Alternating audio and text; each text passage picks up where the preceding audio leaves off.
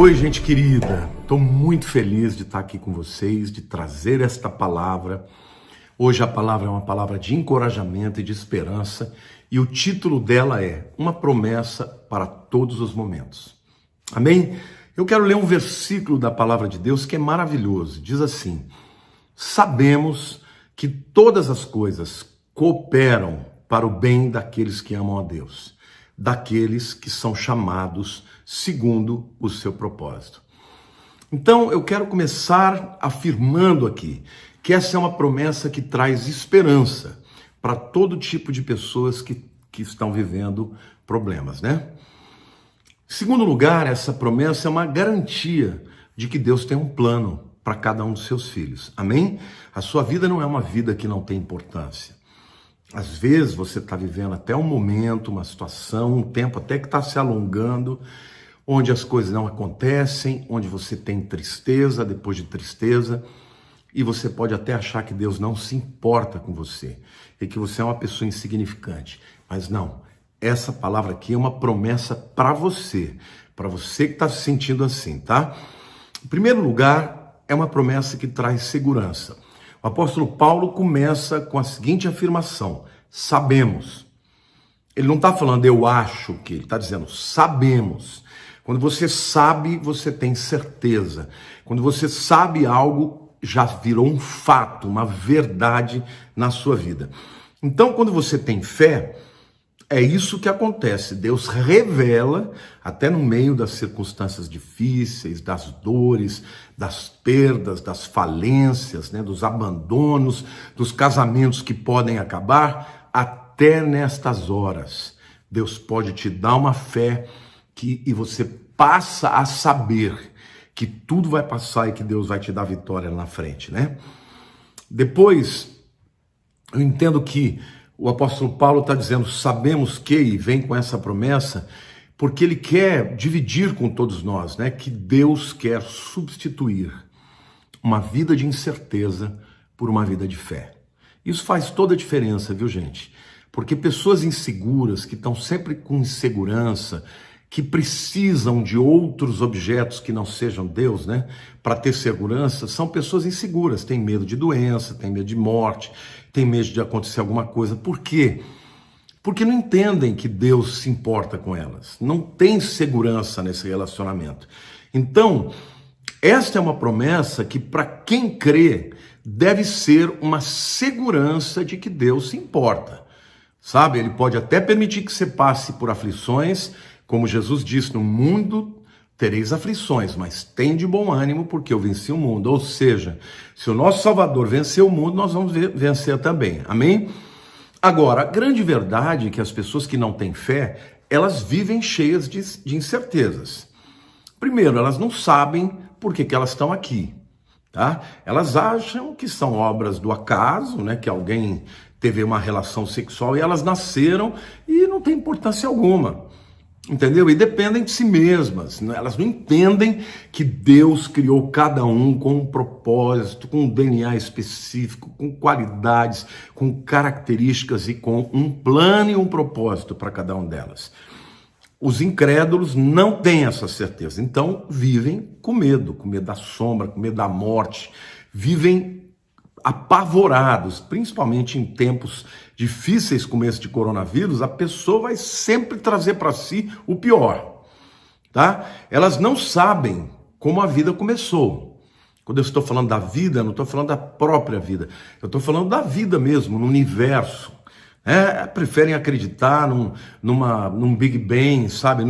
Na teoria do nada, né? Que veio do acaso, como se coacervados pudessem gerar vida, né? Como se o acaso pudesse gerar seres inteligentes. Gente, vamos combinar aqui, é mais fácil você crer em Deus do que não crer em nada, né? Porque você olha para o universo, é um universo tão perfeito, as leis são tão maravilhosas, e isso acontecer por acaso, não tem como. Quando você entra numa casa e vê toda bonita, com móveis diferentes, colocados, bem dispostos, de uma maneira harmoniosa, você acreditaria que aquilo veio do nada, que aquilo apareceu, que a mesa, que os enfeites, que os sofás, que as almofadas, que os lutes... Gente, é óbvio que teve um ser humano por trás fazendo tudo isso. Ora, se nós acreditamos que se eu chegasse e dissesse para vocês, olha, sabe esse relógio aqui? Ele veio do acaso. Vocês vão falar, o quê? Tá maluco? Tá ficando doido? Claro que não, alguém fez. Olha, se o universo é muito mais perfeito, muito mais complexo, sabe, as leis que regem o universo são muito mais profundas e complexas. Você acredita que veio do acaso? Pois é, gente.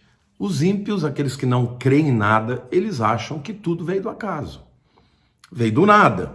Então, eles não sabem também o propósito da vida.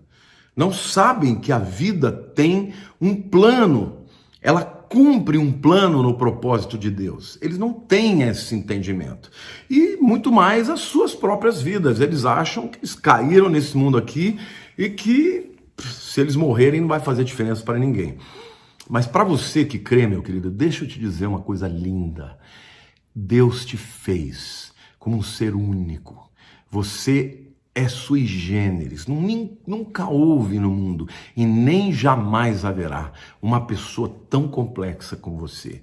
Você pode ter até sósias, pessoas que se parecem com você, mas não são você. Não tem o seu temperamento, não tem os seus sentimentos, não tem as suas habilidades. E até mesmo se você tem um gêmeo univitelino, geneticamente idêntico, ele é completamente diferente de você. Por quê?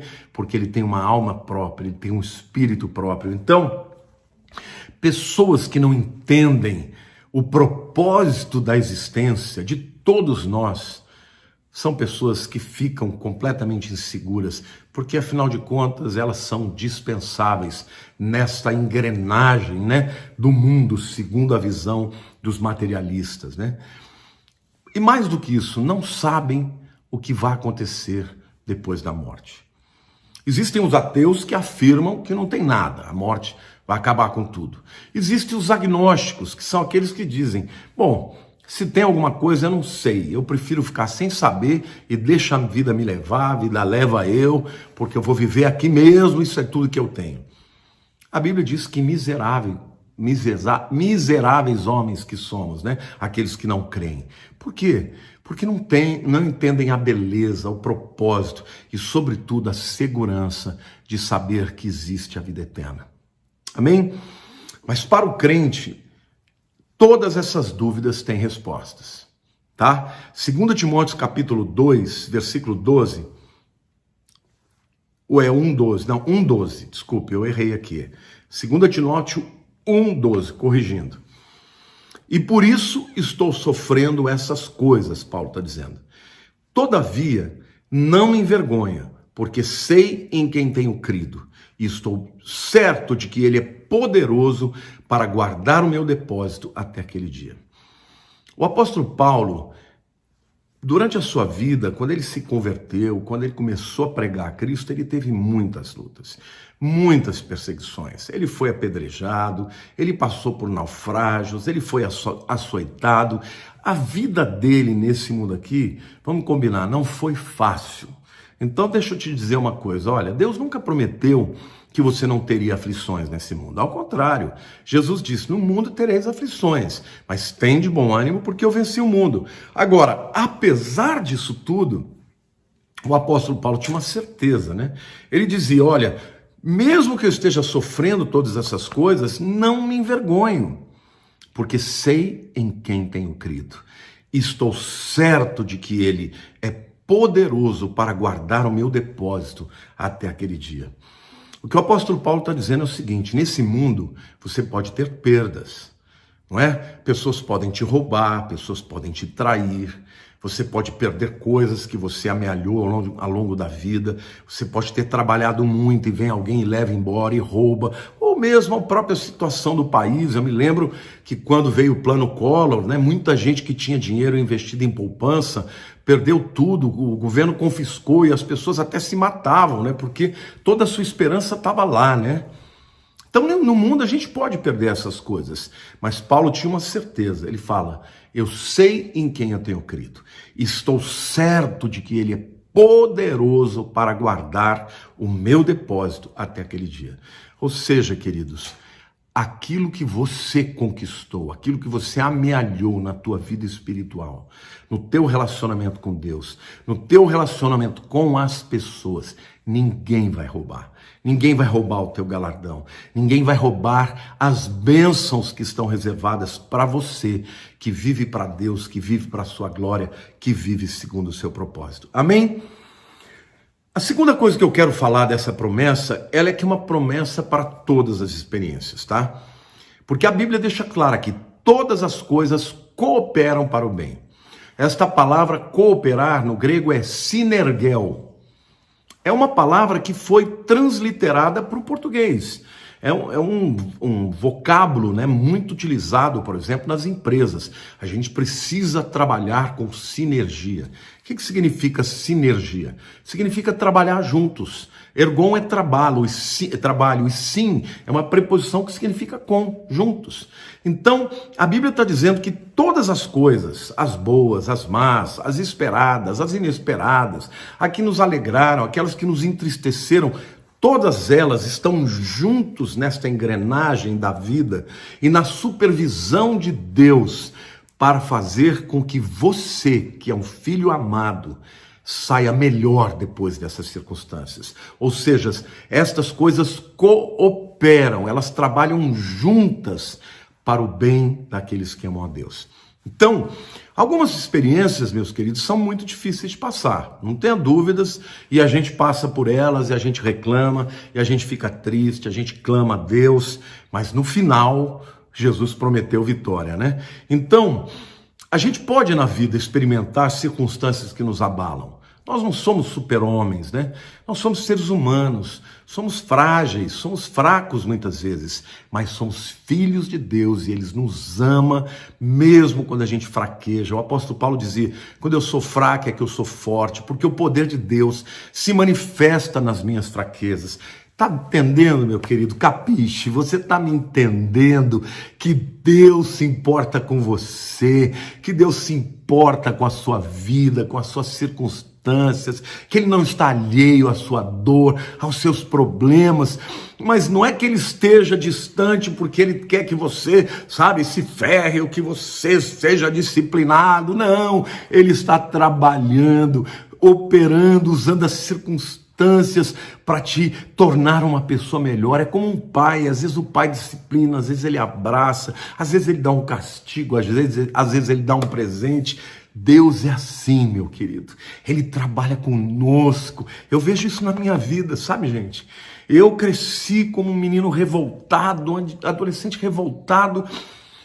Quase fui expulso da escola, só não fui porque minha mãe foi lá, ameaçou cortar os pulsos. Já contei aqui para vocês. E ninguém acreditava. O meu próprio pai falava, esse menino não sei o que vai ser dele. Mas Deus trabalhou tudo isso. E um dia eu fui convidado por uma senhora, amiga da minha mãe, Dona Zélia, e eu agradeço imensamente para ela, porque ela insistiu de me levar a um acampamento. E ela falou, lá Martini, vai ter um monte de moça bonita. Eu tinha 19 anos, né? E aquilo tocou no meu coração. Eu falei, eu vou lá mexer com aquelas crentes. E fui com uma intenção de bagunçar naquele acampamento. Mas Deus tinha outros planos para mim. Quando eu lá cheguei, eu senti a glória de Deus, eu senti a presença de Deus. Quando o pregador começou a pregar, naquela primeira noite, eu falava, meu Deus, quem contou a minha história para esse homem? E a hora que eu vi, eu estava lá na frente, abrindo o meu coração, entregando a minha vida para Jesus. Sabe, naquele momento, as pessoas me abraçaram e diziam, você vai ser uma pessoa diferente. Eu não acreditava naquele momento, eu não sabia o que tinha mudado. Mas, queridos, o Espírito Santo entrou na minha vida e Ele foi mudando a minha vida. Ele foi fazendo obras lindas na minha vida. E Ele colocou a Lília no meu caminho. E Ele colocou pessoas que me amaram, que me abraçaram, que cuidaram de mim. E eu, aquele jovem que tinha um prognóstico tão ruim, me tornei uma pessoa apaixonada por Jesus. E Ele já fez coisas tão lindas na minha vida. E eu quero dizer para você, meu querido, Ele quer fazer na tua. Aliás, Ele vai fazer na tua vida. Basta que você creia, basta que você espere. Então a gente pode experimentar circunstâncias que não entendemos, mas Deus está no controle. Amém? Então, como é que Deus traz o que é bom vindo do que é ruim? Será que isso é possível? Alguém vai dizer, pastor, como é que pode vir uma coisa boa disso que eu estou passando? Eu perdi tudo.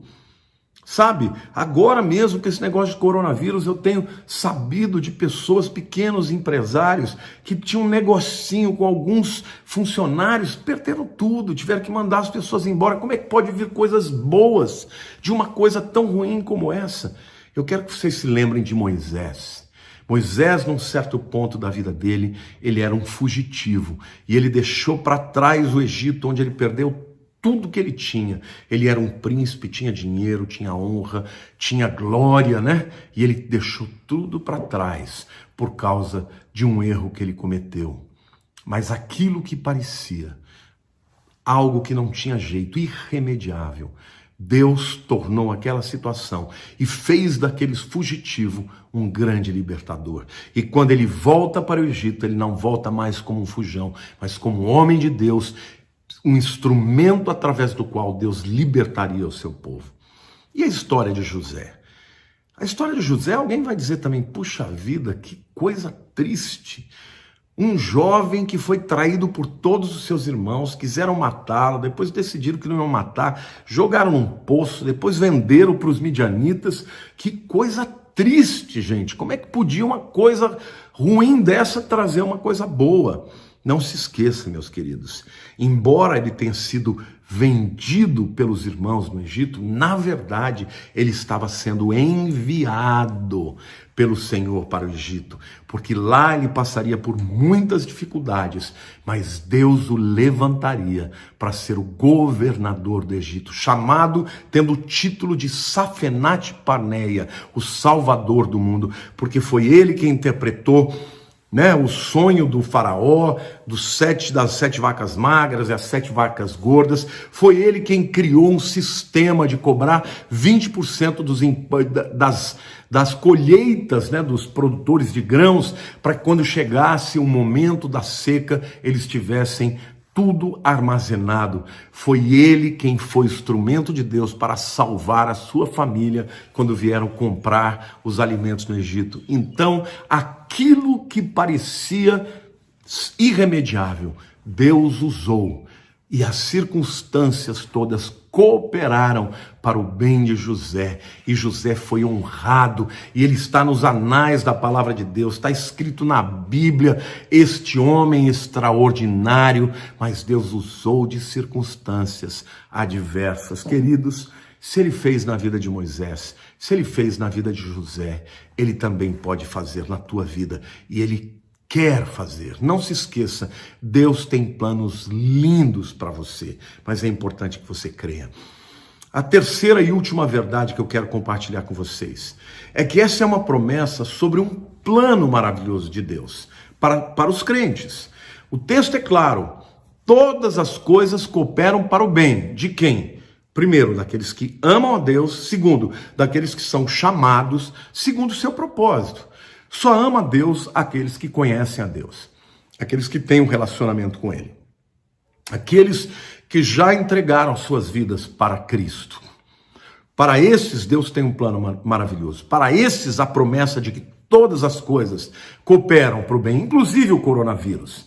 Por isso que eu não tenho dúvida, alguns pastores estão amedrontados com aquilo que vai acontecer no Brasil com as igrejas. Não tenham medo, irmãos. A igreja é do Senhor. Os crentes são do Senhor. Quem cuida de nós é o Senhor. Se nós não temos o que fazer, Deus tem o que fazer e Ele fará. Amém? A Bíblia diz, entrega o teu caminho ao Senhor, confia nele e tudo Ele fará. Ponto. Está decidido, está combinado, a gente só tem que crer. Então essa é uma promessa daqueles que são chamados segundo o seu propósito. A palavra de Deus diz que há muitos chamados, mas poucos escolhidos. Em outras palavras, a gente prega a palavra, mas nem todo mundo vai aceitar. Mas aqueles que aceitam a Cristo, que entram dentro do seu plano, no plano soberano, lá da eternidade, de cumprir o seu propósito na terra, para estes não existe algo que aconteça que Deus tenha se esquecido ou que tenha dormido. Puxa, eu fui pego de surpresa, aquilo aconteceu com aquele meu filho. Não, isso não acontece. Se aconteceu na tua vida, Deus permitiu, e se Deus permitiu, Ele permitiu para o bem. E se Ele permitiu para o bem, isto vai gerar algum benefício para você e vai gerar glória para Ele. Amém? Então, se você já aceitou a Jesus como seu Salvador e seu Senhor, então, querido, você já está qualificado para isso. Agora, se você ainda não aceitou, é muito simples. A Bíblia diz que você tem que crer que Jesus é o Filho de Deus, que Ele morreu na cruz pelos meus pecados, pelos seus pecados, pelos pecados de todo mundo, e entregar a sua vida para Ele. Quando você crê no coração e confessa com a sua boca, você é salvo. Eu vou te ajudar a fazer essa oração. Ore assim comigo. Senhor Jesus, eu aceito que o Senhor morreu na cruz no meu lugar. Eu te peço que o Senhor perdoe os meus pecados e que o Senhor escreva o meu nome no livro da vida. Senhor, eu entrego os meus planos e agora eu te peço que os teus planos sejam os planos para a minha vida. Eu quero viver tudo aquilo que o Senhor tem para mim. Eu quero que o Senhor supervisione tudo que concerne a minha vida, porque a partir de agora eu entreguei o meu caminho ao Senhor e eu confio que tudo o Senhor fará. Amém? Se você fez isso, querido, a Bíblia diz que o teu nome foi escrito no livro da vida e que você está salvo. E você então estará qualificado para receber esta palavra. Eu quero concluir dizendo, Deus sempre, meus queridos, tirará o melhor de cada circunstância. Espere e verá. Deus vai fazer do limão uma limonada, ou dos limões da tua vida uma bela limonada. Você está sofrendo, você está deprimido, você está sem fé, não tem importância. Deus te ama e Ele entende a situação, mas você precisa clamar a Ele e pedir que Ele te ajude. Amém? Então entrega o teu caminho, entrega tudo que você tem, os seus medos, os seus planos, os seus fracassos, os seus pecados, aquilo que não deu certo, entrega para Deus e creia que Ele é fiel. Assim como Ele fez na vida de Moisés, Ele faz na nossa vida. Quando Deus chamou Josué, Ele disse isso para Josué, assim como eu fui com Moisés, eu vou ser com você. E hoje, através de mim, Ele está falando com você. Assim como eu fui com todos os meus servos na Bíblia, eu serei com você. Entrega o teu caminho ao Senhor, confia nele e tudo Ele fará. Jesus ainda prometeu, eis que estarei convosco todos os dias, até a consumação dos séculos. Meu querido, eu creio, assim como Deus fez da minha história de erros, de fracassos, uma história linda que eu estou vivendo. Muitas vezes com lutas, muitas vezes com dificuldades, com choros, com momentos difíceis, mas com vitórias, meu querido. Isso vai acontecer na tua vida também. Eu te amo, eu te abençoo e te peço, compartilhe essa palavra, porque hoje tem muita gente sofrendo e ela certamente vai acalentar o coração deles. Um beijo grande no coração de todos vocês, em nome de Jesus. Amém.